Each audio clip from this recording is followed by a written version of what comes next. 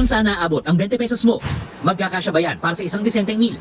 O alam sir, dahil lang sa mahal lang bilihin natin sir. Sa almusal, gulang eh. Sa almusal natin sir, siguro nasa 30 to 40 sir. Debit po yun. Yes sir. Aabot lang ng 20 pesos sa piso-pisong chichirya.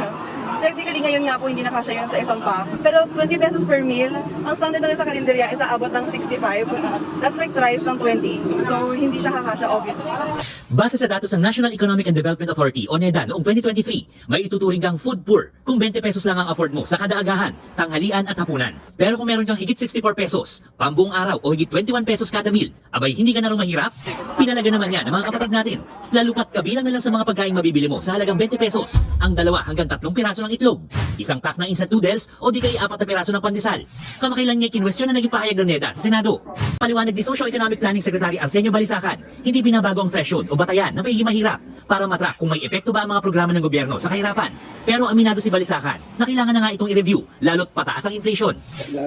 Pinalaga naman ng ilang grupo ang datos ng NEDA. Sabi ng leader ng Kilusang Magbubukid ng Pilipinas na si Danilo Ramos, wala nang mabibiling masustansyang pagkain sa halagang 64 pesos. Kahit sa karinderya, hindi na raw ito sasapat. Sa post din sa social media, hinamon ni Bayan President Renato Reyes ang mga opisyal ng NEDA na subukang mabuhay ng 64 pesos lang ang gagastusin para sa 3 meal sa isang araw. Giit pa niya, ang ganitong pag-iisip at datos daw ang rason kung bakit nananatiling mababa ang sahod ng mga manggagawa sa Pilipinas. Wala akong masabi guys, kundi nakakaloka tong si Secretary Arsenio Balisacan. Kasi pagpilitan mo ba naman na 64 pesos per day ang allowance mo sa pagkain, 'di ba? Per head per day. Saan nang galing yun? Saan ka namamalengke? O sige, challenge kita. Ay, challenge na nga pala siya ng mga netizens, no? Ikaw ang mamalengke. O sige, tingnan natin, kailangan natin ng resibo at pruweba na posible talaga na makapamili na masustansyang pagkain na 64 pesos ang allowance mo sa 3 meals. Imagine sa isang meal kung 64 pesos ang allowance mo per day is pumapatak lang ng 21.33 pesos. May butal pa talaga, no? 21.33 pesos per meal. So, saan ka huhugot ng ganong halagang pagkain? 'Di ba? Hindi naman pwedeng araw-araw dilis kainin mo. At saka katulad nga ng sinabi nung representative nitong amihan na sabi niya, hindi lang naman porket itlog yung binili mo, itlog na lang talaga yung magiging costing ng kinakain mo. Kasi nga naman, may itlog. Paano mo lulutuin yan? Gagamit ka ng gas. Gagamit ka ng asin at saka ng mantika.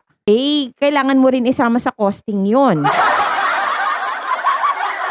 So nakakaloka kasi dinala pa ito sa Senado at talagang taas noo talaga nilang pinagmalaki na posible daw talaga ang 64 pesos per day, no?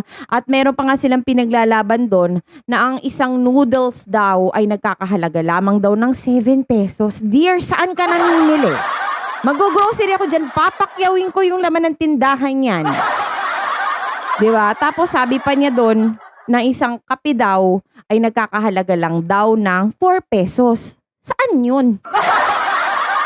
Alam niyo po, dito sa mga tindahan, no, yung mga stick na kape, yung Great Taste na premium na nasa stick lang is nagkakahalaga na ng 7 pesos. Pag twin pack pa yan, it's either 14 or 15 pesos.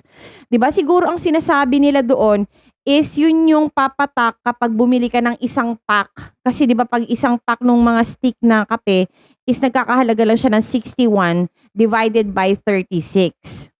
Hindi naman lahat bumibili ng isang pack sa grocery. So, 61 divided by 36. Okay. So, mura. 'Di ba? Nandito 2 pesos ka lang to. Pero hindi naman kasi lahat may means makabili sa grocery ng isang pack. 'Di ba? Meron kasi per day lang talaga nakukuha yung sweldo. So, wag natin i-apply yon sa lahat. Kahit si Secretary Arsenio Balisacan talaga nagduda din siya sa sinasabi niya at gusto niyang bawiin. Actually, nung nasa Senado siya, parang gusto niyang bawiin lahat ng mga sinabi niya. Kasabi niyang gano'n na parang i-review daw ulit nila yung mga facts na nilatag nila dun sa Senado. Kasi nga, nag-base lang daw sila dun sa inflation rate ng, kumbaga, yung before inflation, binase lang nila doon kung ilan yung nadagdag, ganyan-ganyan. Hindi naman pala sigurado Dapat di mo na muna dinala sa Senado to.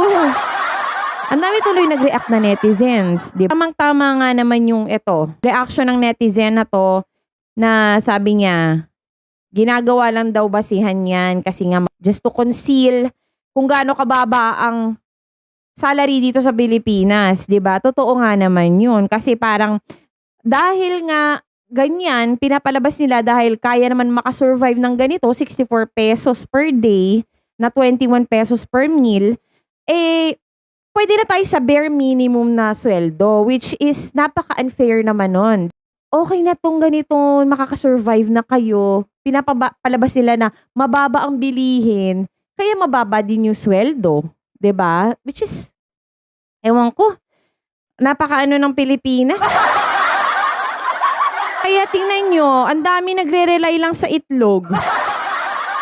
'Di ba? Sa tingin nyo, may sustansya makukuha doon kung everyday ka magno-noodles, considering the fact na, sige, makakabili ka ng pagkain na nagkakahalaga ng 21 pesos per meal, no? Pero sa totoo lang, wala kang sustansya. Wala kang magiging enerhiya makukuha doon. At syempre, yung mga below minimum dyan, meron pa ba mga below minimum? So yung mga, alam natin yung mga ibang mabababa lang ang sweldo, syempre magsisettle sa mga mura. Kung hindiin, magkakasakit ka pa. Kung araw-arawin mo na 20 pesos lang ang budget mo sa pagkain mo. 'Di ba? Yung mga construction worker nga dyan 'di ba? Kumakain sa karinderya. O minsan half order nung ulam is 30 pesos. 'Di ba? Pwera pa yung syempre mga mga physical activities yung mga trabaho ng mga yan. So kailangan talaga ay marami din silang ilagay sa kanilang katawan. Actually, meron naman talaga mga tagbebente na kainan. Meron akong gano'n na friend, dinala niya ako sa gano'n. Dinala niya ako sa gano'n, Bentelog ang pangalan, pero nakagastos kami ng 28 pesos, hindi 21. Kasi ang kanin doon is 10 pesos plus yung ham, parang 12 pesos, tapos yung hotdog 12 pesos din, gano'n, tas extra egg, may bayad din na 10 pesos, ganyan. Yung pipili ka yung parang nakaluto na siya, tapos pipili ka lang ng mga ulam mo, ganun. So, ang tawag doon is bentelog. Naka-experience ako ng ganun. Pero, dear, kung 21 pesos naman yun, Diyos ko naman. Maawa ka naman sa sarili mo. So, sana ito ay hindi na muna dinala sa Senado. Katulad ko na-G talaga ako dito nung napanood ko to sa Frontline. No, kasi na-G talaga ako kasi parang pinananalanda ka nila na posible pala na ganito lang kamura yung kainin mo. Posible na ganito lang yung budget mo in a day. Kung hindi ka maarte. Diyos ko. 'Di ba? Sige, patunayan nyo na muna kung paano nyo maitatawid yung 21 pesos per meal na 64 pesos budget per day. Tignan natin, no? Kayo yung mamalengke, magbigay kayo ng resibo at pruweba kung paano nyo maitatawid yung 64 pesos na budget per day.